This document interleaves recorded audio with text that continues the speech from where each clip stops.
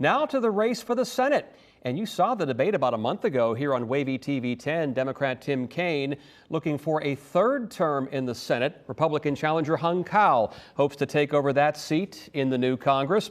10 of your side's Brett Hall. He's live now in Richmond, where the Kaine campaign is stationed for the night. Brett, what can you tell us from there? Well, the door's just opening for this election night watch party, but as you were saying, it was just a month ago that Kaine and Cao faced off in their only debate here on Wavy TV 10. And at that time, it was really the Cao that came away with the headlines because of some of his remarks. But on the TV and the ad front, Kaine has dominated, especially on the money front.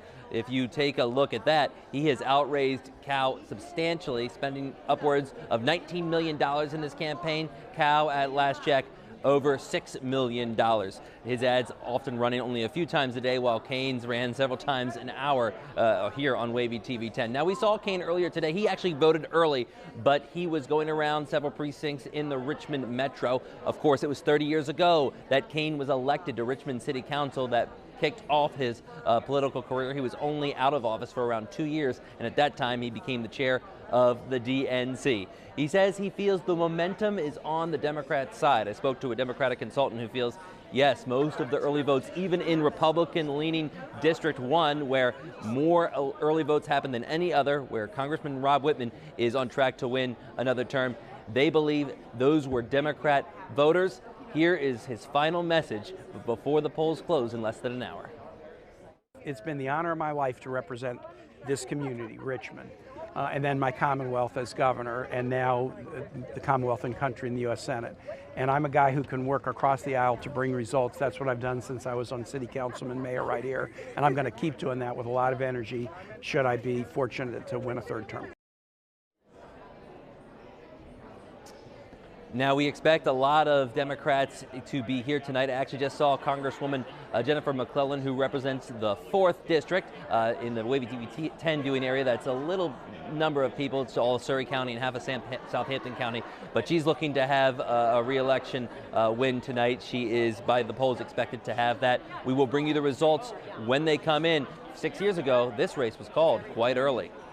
Live in Richmond, Brett Hall, 10 on your side. And we will be keeping our eyes and ears open. The last poll of the Senate race places Senator Kaine ahead of challenger Hung Cao, but the Republican says don't count him out. Regina Mobley joins us now with that part of the story tonight. Regina?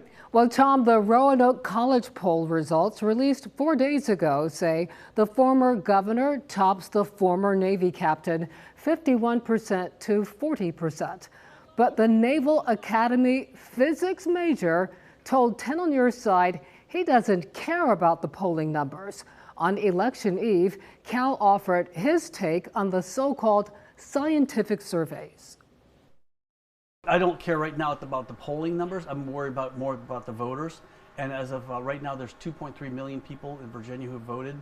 And as of today, there's 200,000 less Democrat voters than there were in 2020, and there's 100,000 more Republican voters than there were in 2020. So we're looking really good.